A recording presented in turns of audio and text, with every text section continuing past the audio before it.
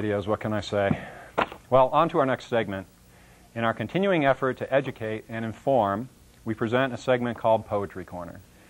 We all know how difficult it is to understand the words of most songs today, let alone those from the 80s.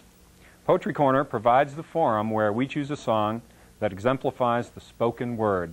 We present the words unencumbered by sonic textures or rhythms. With no further ado, here's Dave. Automobiles have long been an indication of society's fascination and obsession with technology.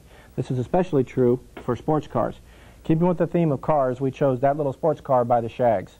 The Shaggs were a novelty act in the 80s who actually recorded their first album in 1969 under relative obscurity. It resurfaced again in 1980 when the band NRBQ reissued it on about 1,000 albums, and it was sent to college radio stations where it became a cult underground hit and also spawned the outsider music genre.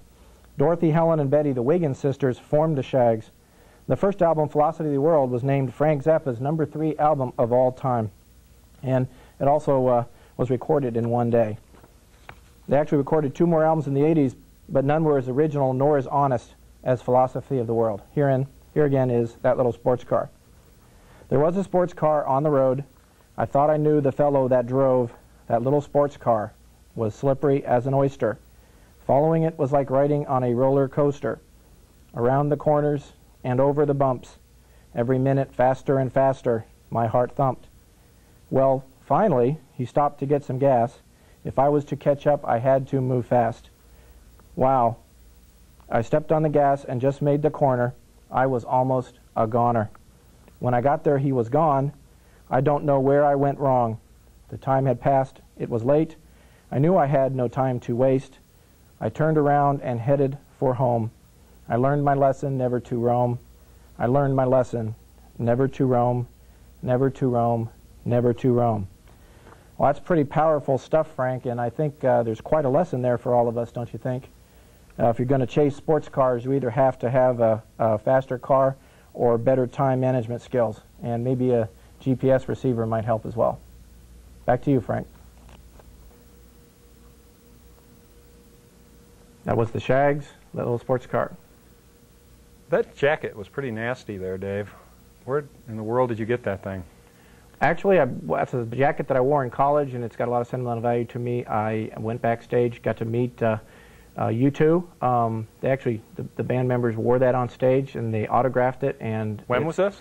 This was back in 1982. So it hasn't been washed since then? Hasn't been washed in 18 years. I could tell. It smells actually worse than it looks. But the band members signed it. U2 actually wore it on stage. There's pictures of them wearing it on stage. Well, that's pretty cool. It's pretty cool. It means a lot to me. And I'm not sure now which is worse, the fact that that Shaggs album was ever made, or the fact that you kind of seem to take it so seriously. Well, you know, there's a fine line between art and camp, and I think they very, very carefully tread that fine line. Yes. But the Shaggs, they're a very underground group. I'm taking it as a personal crusade to make sure that more people are made aware of the very talented group, because it was very honest, very innocent music. And like I said, Frank Zappa calls it his number 3 album of all time. So, I mean, if it's good enough for Frank. And I had never heard him before until you brought it in that one day and played it for me. I must say there's a certain charm to it. And didn't it just bring your mind to a complete stop? Pretty much. And as the show goes on, we'll probably air some more of the songs so people can actually hear the raw talent contained on the album.